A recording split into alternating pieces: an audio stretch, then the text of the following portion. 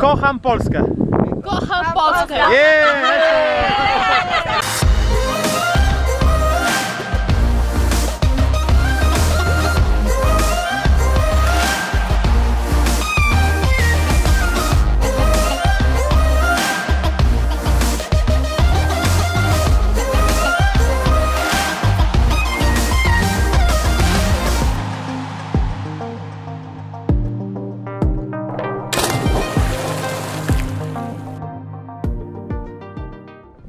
Elo, elo, patrzcie gdzie jesteśmy. O kurde, to się waliłem. Na wulkanie Błotnym. No nie na co dzień zdarza się, że możesz się wykąpać w wulkanie Błotnym, więc wydaliśmy na to 2 dolce. No, 3 dolce to są. Całe 3 dolce. Chcieli więcej, chcieli 4 dolce, ale oczywiście tutaj warto się targować. Na biednego podróżnika oczywiście. No, dobra. Idziemy do środka. Nie ma co. Nara. Wchodzimy. Idę się utopić.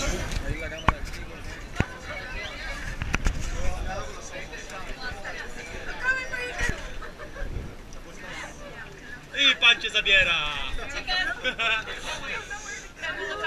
I cię rozdziewicie. Okej, espalda.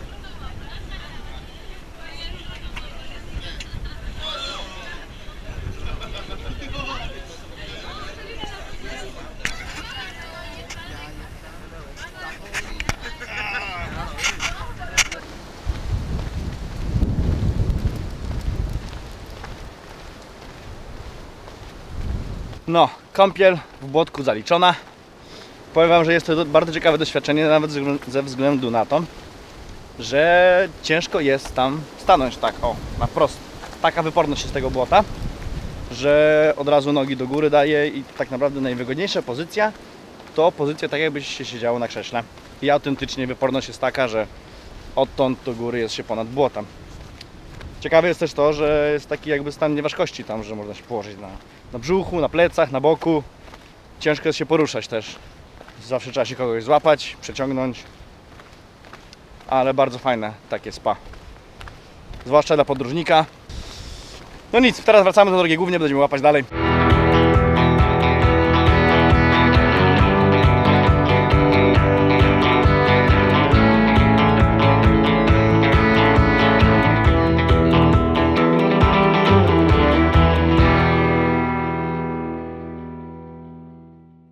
Przyjechaliśmy tutaj bez specjalnego planu, dlatego zostaniemy tutaj jedną noc,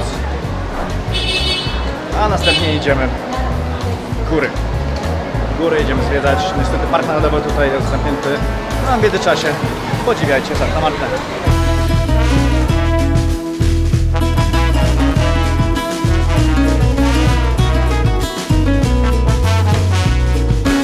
No więc udało mi się dotrzeć do Tagangi.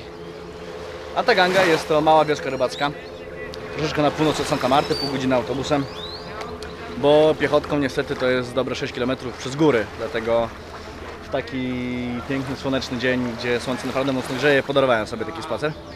Cicho, można się zrelaksować. Ale czeka mnie jeszcze krótki spacer do Playa Grande i dopiero tam można się będzie wykąpać.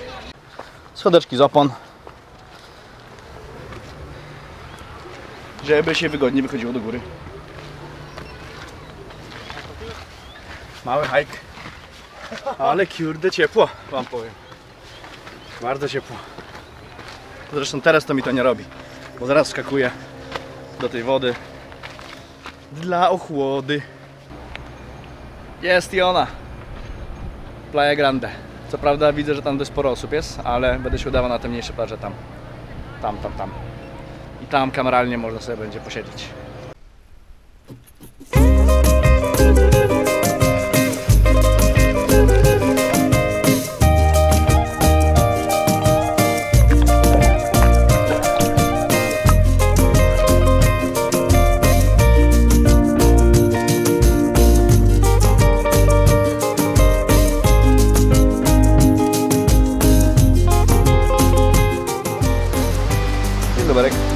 Udało się dotrzeć w góry i patrzcie jaki mamy nocnik dzisiaj. Mój namiot, Wojtka namiot, rzeczka, małe wodospadziki, piękny szum wody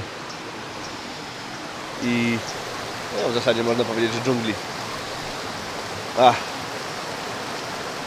Takie noclegi lubię. Byliśmy pogadać z właścicielami domku, a teraz udajemy się na wodospadzik, który nam polecili. Ale najpierw trzeba przejść rzeczkę, na którą spaliśmy. Tam spaliśmy, po tamtej stronie. Tu jest rzeczka. Tam Wojtek uprawia ekwilibrystykę. A ja idę za nim. Mam nadzieję, że dojdę.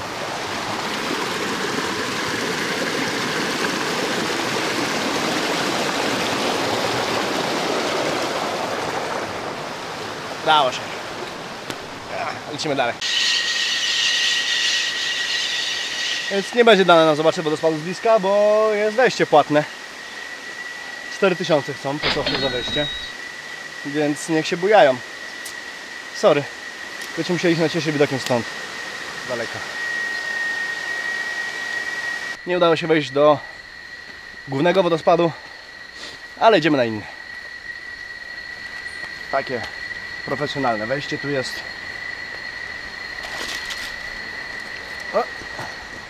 I ścieżka prosto w dół. Z plecakiem nie będzie to takie proste, ale mam nadzieję, że dam radę.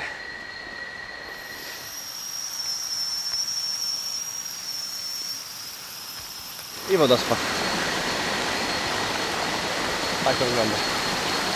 Wodospad zaliczony, a my już znaleźliśmy idealne miejsce na kemping dzisiejszego dnia.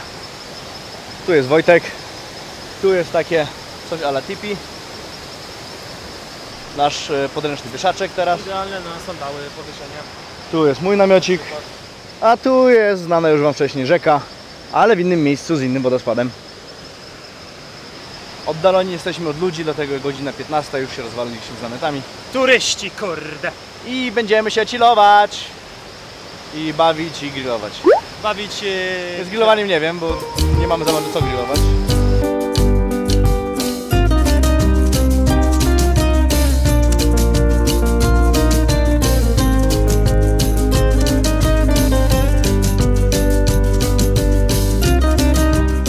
Jestem na Workaway, czyli tak naprawdę jestem wolontariuszem w hostelu. Sobie pracuję, tak tutaj wygląda hostel z basenikiem, ze wszystkim. A nagrywam to teraz dlatego, że szybko się zbieramy rzeczy, robimy ewakuację miejsca, ponieważ... trzecie się kamera, bo trzęsą mi się ręce. Ponieważ jest pożar. Patrzcie, jak jest blisko. Nie wiem, czy widać będzie na kamerze, ale tu się pali las, który jest dosłownie 150 metrów od nas. I dlatego nie ma żartów, kończę to, będę Was update'ował, co się dzieje dalej. Jesteśmy zebrani, czekamy na rozwój wydarzeń. Jak na razie wygląda na to, że trochę przycicha ogień, ale znaczy jesteśmy w gotowości. Za tym budynkiem tutaj niestety to się rozprzestrzenia dookoła, więc nie wiadomo jak to wyjdzie. No więc update, udało się zgasić ogień. Sytuacja była taka, że jedyny wóz strażacki, który jest w okolicy, był godzinę drogi stąd, dlatego tyle czasu to trwało. Ale muszę zobaczyć, tam są światełka, migają i pożar się gasi. W zasadzie już jest zgaszony cały. Jutro Wam pokażę cały hostel i opowiem co nieco. Kolejny dzień mamy piękny. Jeden z ostatnich naszych tutaj już na wolontariacie, ale chciałem Wam pokazać jak wygląda nasza praca tutaj. Jest niesamowicie ciepło i robimy w pełnym słońcu bar od zera, z deseczek. Tak to będzie wyglądać mniej więcej.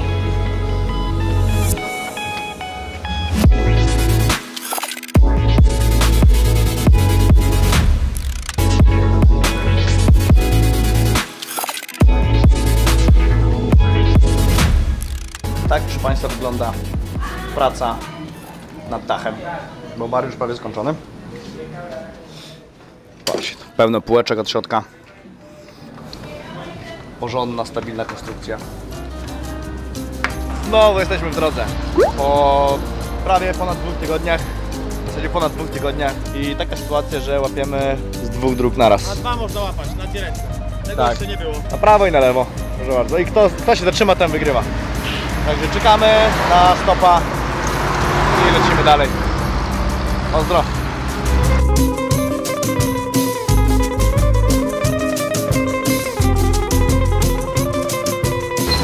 Przerwa w podróży, w sensie dojechaliśmy tam, gdzie mogliśmy z pierwszym kierowcą. Czas coś przegryźć. Chciałem Wam powiedzieć sytuację taką jedną. bo ziomuś chciał nas określić. Podszedł do nas, stał za nim przez pół godziny. Mówiłem mu, żeby sobie poszedł, bo nie można łapać stopa przez niego. No to za czwartym razem poszedł, ale później wrócił i do Wojtka mówię, że ja chcę twój kapelusz. Zamienić się ze swoją czapkę. Wojtek mówi do niego, że odejdź od nas, bo nie możemy łapać. Nie dam ci tego kapelusza. Nie, ale ja chcę twój kapelusz. Mówi, nie dam ci tego kapelusza, bo jest mi potrzebny do podróży. Ale ja chcę twój kapelusz. I wyciągnął ziomek nóż. Mówi, słuchaj, mam nóż, daj mi swój kapelusz. No my udajemy, że nie rozumiemy, co się dzieje. Drugi raz mówi, daj mi kapelusz, bo mam nóż. Myślę sobie, no nie, no przesłyszałem się. Ziomek stoi z nożem i grzecznie cię prosi, że jakieś 2 metry od nas, żeby dać mu kapelusz. Mówi, no nie, no to ziomek powtórzył 3 raz. Poszedłem do Wojtka, bo akurat Wojtek trzyma w kieszeni nóż. Tutaj, o proszę bardzo. Wyciągnąłem nóż, podchodząc do niego, mówię, ziomek, ja też mam nóż. No i zaczął spieszać.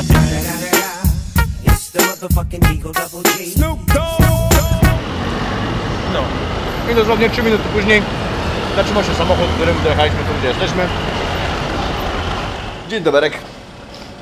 Taka sytuacja dzisiaj, że pozbyliśmy się jedzenia, bo oczywiście zostawiliśmy je poza namiotami i zostało zaatakowane przez miliony mrówek. Dosłownie przyniosło się mrówisko do siatek z żarciem. Więc niestety nic z tym nie zrobimy, ale jest też jeszcze jedna strata. Wiecie, moja butelka litrowa, która mi służyła przez prawie 11 miesięcy, dobiegł koniec jej żywot, bo użyłem je wczoraj jako młotka do śledzi i mam dziurę. Złapaliśmy stopa bezpośrednio do samej stolicy, czyli do Bogoty, z 2 rowerzystami, tam z tyłu widać rowery. A jedziemy teraz przez kanion Chicamocha. Jest to drugi największy kanion na świecie.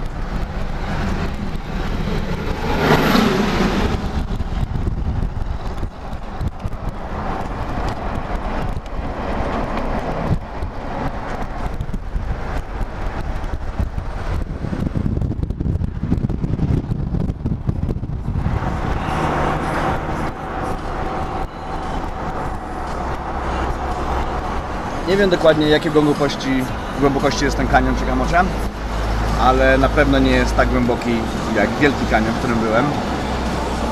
No, nie jestem w stanie do końca porównać tych dwóch doświadczeń, bo na Wielkim Kanionem latałem helikopterem, ale powiem wam, że ten też robi całkiem spore wrażenie. Jak byliście w okolicy, to warto. Siemaneczko. Powitać was chciałem w Bogocie, w stolicy Kolumbii. W samym centrum miasta jesteśmy teraz. Będziemy się wspinać na Monserratę. A co to jest Monserratę? Wspaniałe, jak będziemy... Wspinać! No wspinać, bo musimy iść tam do góry. Niedzielna przechadzka. Idziemy. Umysł. Jesteśmy.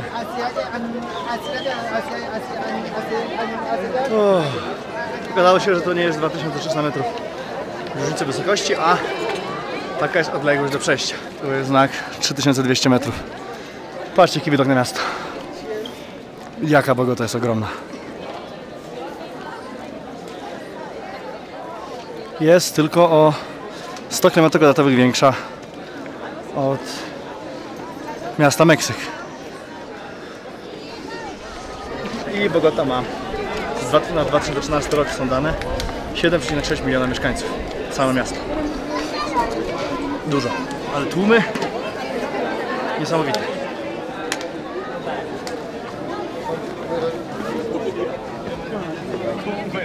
Jutro rano wyjeżdżamy do Medellin. Zobaczymy sobie jeszcze samo centrum, Stare Miasto. Z obowiązku, nie do tego, że chcemy. Bo nie chcemy. Jest to miasto duże, po prostu jak każde inne. I nie czujemy się tu dobrze. Rozmawialiśmy z Wojtkiem wcześniej, że... Energia do dupy tutaj. Tak. Nie jest to samo co w Panamie, bo w Panamie to w ogóle była masakra, ale... Albo w Meksyku, ale, no. Tak, ale po prostu jest to duże, wielkie miasto i jesteśmy tutaj dlatego, że musieli zrobić zakupy, które na szczęście udało się w większości zrealizować, ale tak to... No nie powiem wam, że mi się to podoba. Nie mogę, nie będę kłamał. Zobaczcie sami.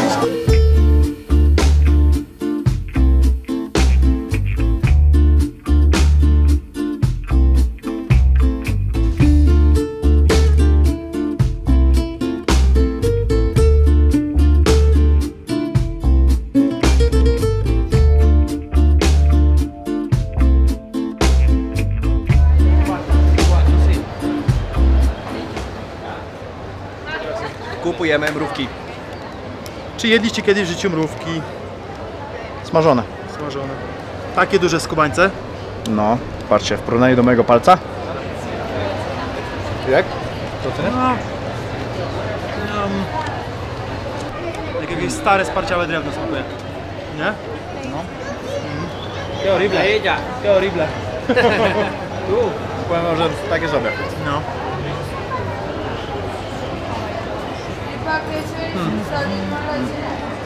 Ale warto go spróbować. W Meksyku próbowałem też owadów, więc jeszcze w Amazonii trzeba będzie spróbować robaków. Hej, ten odcinek już dobiegł końca. Mam nadzieję, że się podobał, a jeżeli tak, to daj mi znać, zostawiając łapkę w górę, pisząc w komentarzu, również ewentualnie, jeżeli masz jakieś pytania, to tam możesz je zostawić. A jeżeli chcesz wiedzieć, co u mnie się dzieje na bieżąco, to zapraszam Cię na Instagrama, link jest w opisie filmu. A jeżeli jeszcze tego nie robisz, to jest guzik, aby subskrybować kanał. Do zobaczenia w podróży. Jak już się mogliście Ten znowu nagrywa, no nie. I gotujemy. I tak tego nie użyję. No, ty może nie użyję, ja może użyję. Nie użyję. No, zobaczymy. Zależy nie.